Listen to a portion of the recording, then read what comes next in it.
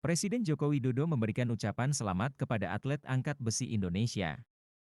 Rizky Juniansyah yang berhasil meraih medali emas di Olimpiade Paris 2024. Presiden mengapresiasi Rizky yang juga berhasil memecahkan rekor Olimpiade untuk cabang olahraga, cabur, angkat besi.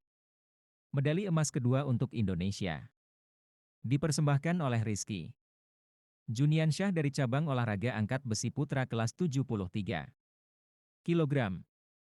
Mencatatkan total angkatan 354 kg dengan angkatan snatch 155 kg dan angkatan clean and jerk.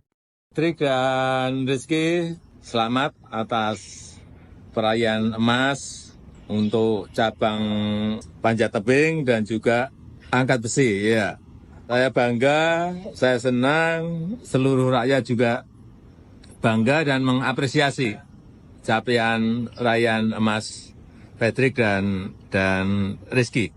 Dan ini menjadi kado istimewa bagi perayaan kemerdekaan Indonesia yang ke-79. Sekali lagi terima kasih. Ya Pak. Terima kasih banyak ya Pak. Terima kasih banyak kembali Pak.